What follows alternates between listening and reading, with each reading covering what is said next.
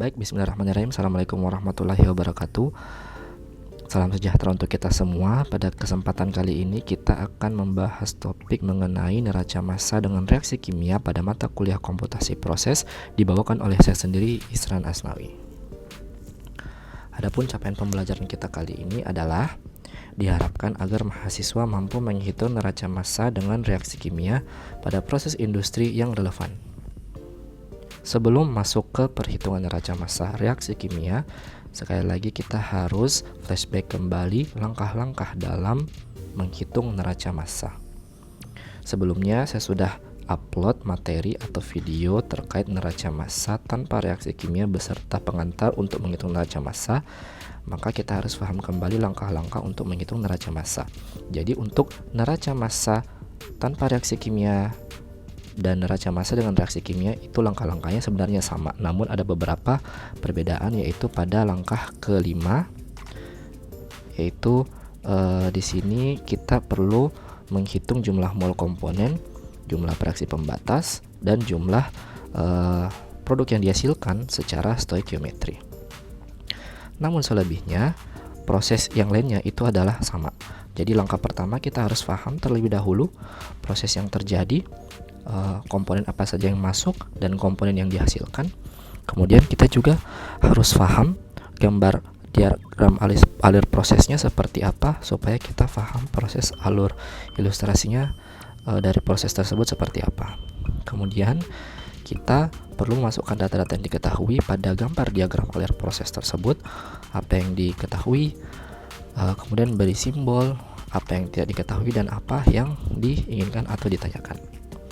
Kemudian langkah selanjutnya adalah menentukan basis perhitungan, dan langkah kelima ini kita menghitung neraca massa setiap komponen yang ada di dalam sistem. Dalam hal ini untuk menghitung neraca massa setiap komponen kita perlu mengetahui jumlah molnya, mengetahui adanya reaksi pembatas pada reaksi tersebut, dan dilakukan perhitungan secara stoikiometri. Ini yang membedakan antara neraca massa reaksi kimia dengan neraca massa tanpa reaksi kimia.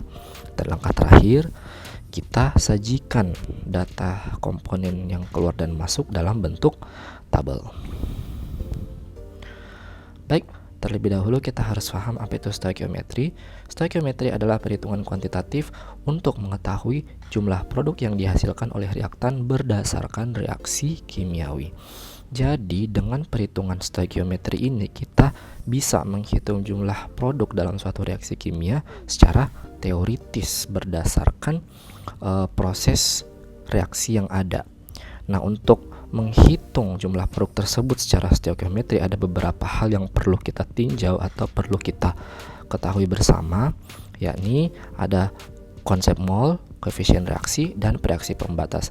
Ketiga-tiganya ini penting untuk kita ketahui agar kita dapat menghitung jumlah produk dalam satu reaksi kimia secara stoikiometri atau secara teoritis.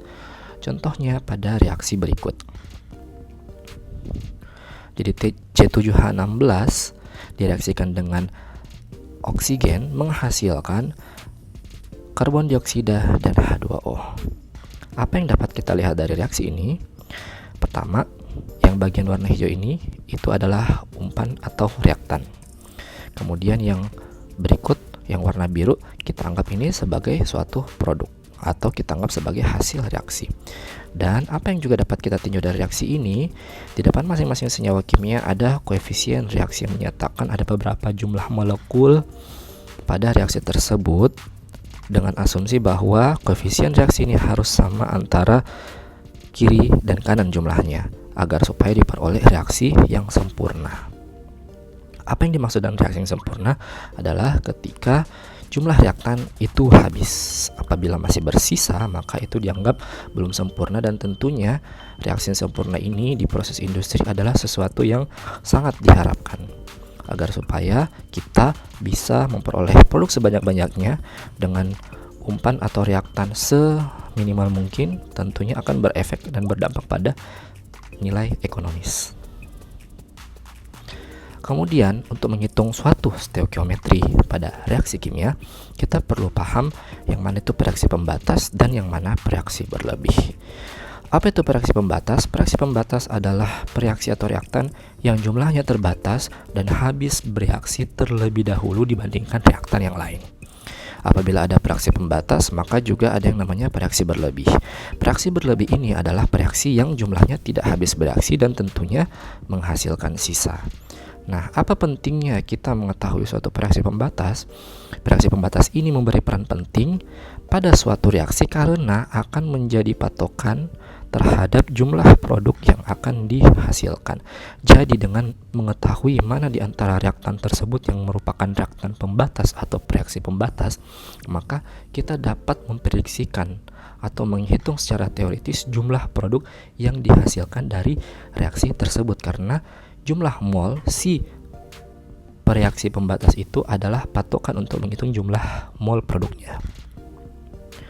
Nah, untuk mengetahui mana reaksi pembatas pada proses ini, maka perlu diketahui jumlah mol masing-masing reaktan dan koefisien reaksinya. Nah, kemudian mol reaktan tersebut kita bagi atau kita gunakan rumus ini, jadi mol reaktan dibagi dengan koefisien reaktan itu adalah jumlah mol bereaksi. Nah, untuk mengetahui yang mana yang merupakan reaksi pembatas apabila di antara kedua reaksi tersebut atau reaktan tersebut menghasilkan jumlah mol bereaksi paling kecil nilainya atau paling sedikit nilainya, itulah reaksi pembatas. Berikut contohnya. Jadi pada reaksi ini ya ada C7H16 direaksikan dengan 11O2 menghasilkan 7 karbon dioksida dan 8 H2O. Ini dianggap sudah setara ya koefisien reaksinya antara kiri dan kanan. Jadi pada reaksi ini diketahui C7H16 itu ada 1 gram dan oksigen ada 12 gram dengan MR berikut.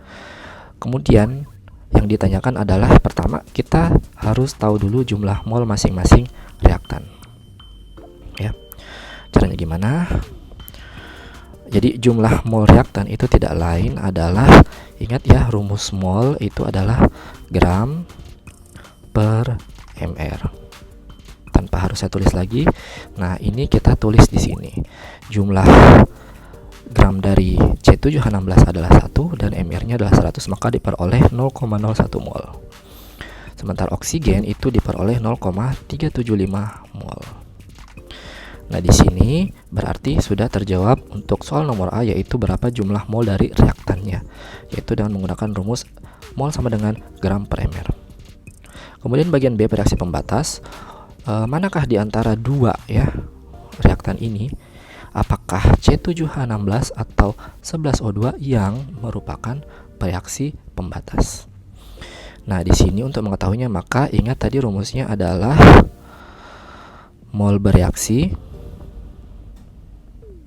sama dengan mol reaktan dibagi koefisien.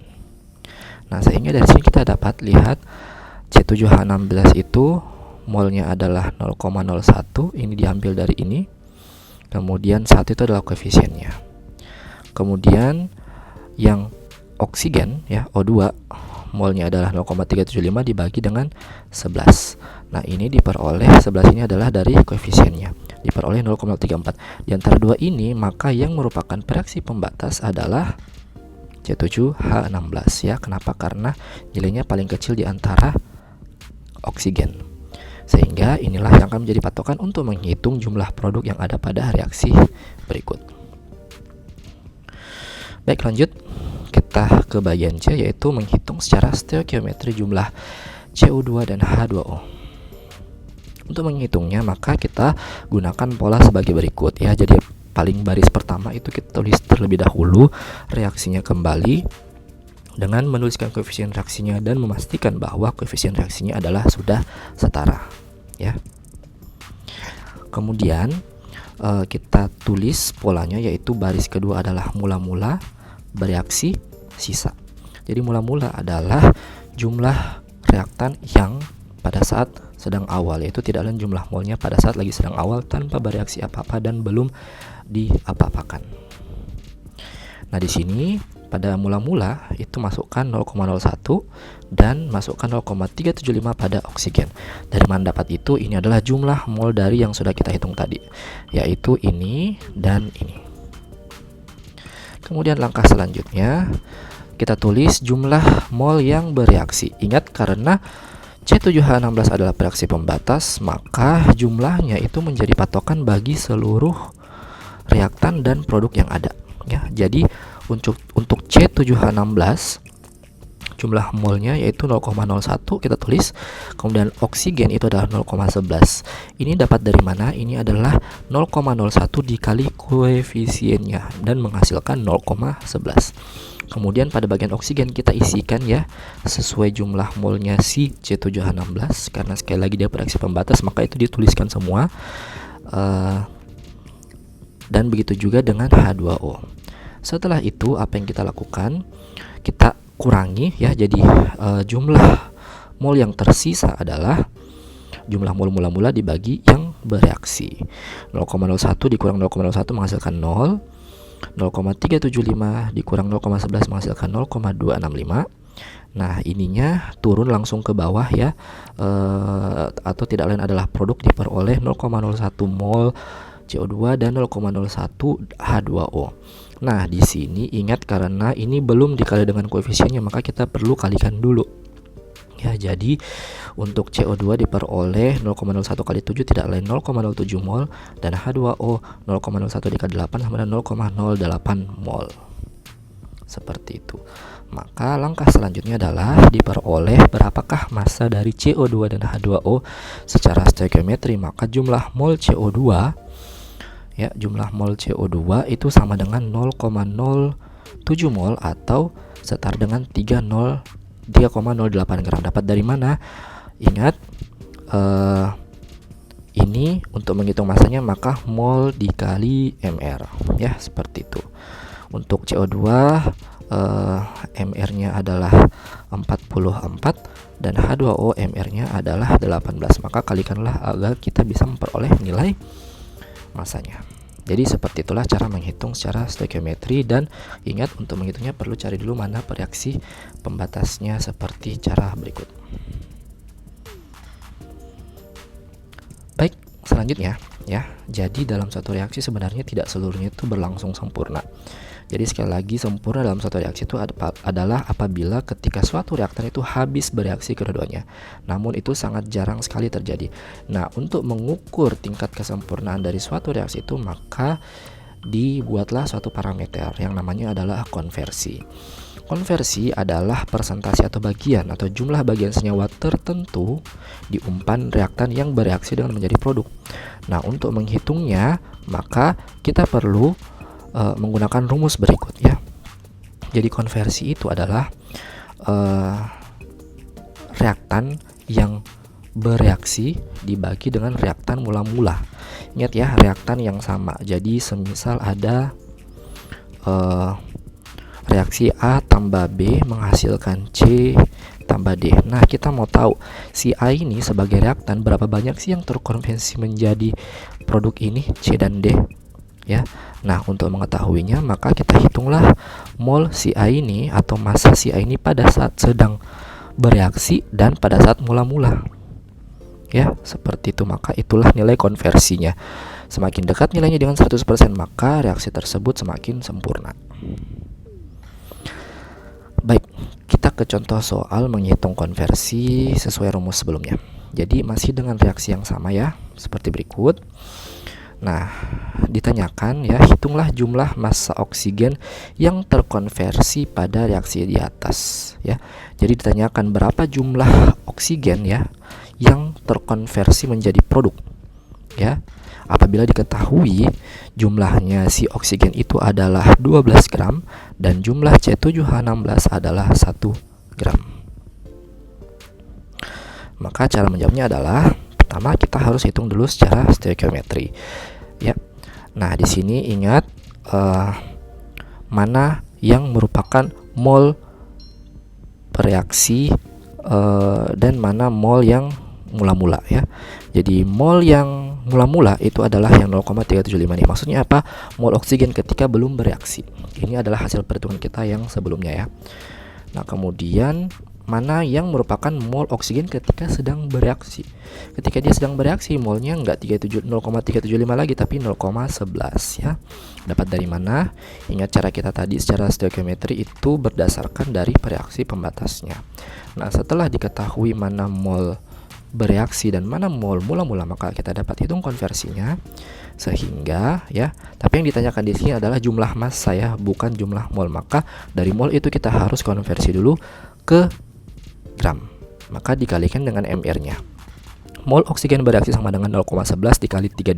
32 ini adalah mR dari oksigen dan diperoleh hasil adalah 3,52 gram massa oksigen yang bereaksi, sementara massa oksigen yang mula-mula itu enggak 3,52 tapi 12 gram. Dapat dari mana? Ini adalah di soalnya sebelumnya. Sehingga untuk menghitung konversinya ya, berarti 3,52 per 12. Ingat, mol bereaksi dari si reaktan itu dibagi mol mula dikali 100%. Ini rumusnya dan diperolehlah 29,3%. Maksudnya apa dari angka ini? Maka berarti terdapat 29,3% bagian dari si oksigen yang berubah ya, yang bereaksi atau berkonversi dari reaktan menjadi produk ini ya. Jadi sebanyak itu, sebanyak 29,3%. Angkanya semakin mendekati 100 berarti semakin sempurnalah reaksi itu. Baik, selanjutnya kita masuk ke yield. Pada yield ini atau rendamen ya, ini juga merupakan suatu parameter untuk mengukur seberapa sempurna atau mengetahui tingkat kesempurnaan dari suatu reaksi. Namun bedanya yield dan konversi, yield ini adalah jumlah produk dibagi jumlah umpan. Jadi ingat ya, produk bagi umpan. Kalau konversi itu ya, umpan sesama umpan ya, umpan bagi umpan. Umpan yang bereaksi dibagi umpan mula-mula. Tetapi kalau yield, produknya dibagi umpannya dan dikalikan dengan 100%. Nah, yield ini apa ya? Jadi produk yang mana nih sebenarnya yang kita maksud di sini? Yaitu adalah produk yang dikehendaki. Jadi dalam satu reaksi itu sebenarnya kita mengharapkan adanya produk ya, kita mau menghasilkan suatu produk yang disengaja itu menghasilkan ini. Nah, seberapa banyak produk itu terbentuk dari bahan bakunya atau si umpannya atau si reaktannya, itulah yang merupakan kita sebut sebagai yield atau rendamen, atau terkadang biasa kita juga sebut dengan istilah perolehan kembali. Ya, terkadang ini artinya sama, yaitu persen recovery. Ini hanya sekedar istilah saja, jadi kalian harus familiar dengan istilah ini. Nah, yield ini bisa dinyatakan dalam mol hasil atau bisa juga dinyatakan dalam satuan massa. Contohnya seperti apa yield itu? Misalkan nih, ya ada reaksi seperti berikut. A menghasilkan B dan C. Dalam reaksi tersebut, B ini adalah produk dan yang produk yang diinginkan ya. Jadi B ini adalah produk yang diinginkan. C ini adalah produk samping. Jadi produk hasil samping dari reaksi itu. Nah, maka untuk mengetahui yield dari produk B, maka kita gunakan rumus berikut, yaitu jumlah B dibagi bahan A mula-mula kali 100%. Seperti itu. Contohnya seperti apa? Seperti berikut ya, masih dengan contoh soal yang sama, yaitu C7H16 direaksikan dengan oksigen menghasilkan karbon dioksida dan H2O. Nah, berdasarkan perhitungan ini, hitunglah yield uap air atau H2O ya. Yield produk uap air atau H2O dari umpan oksigen sebanyak 12 gram.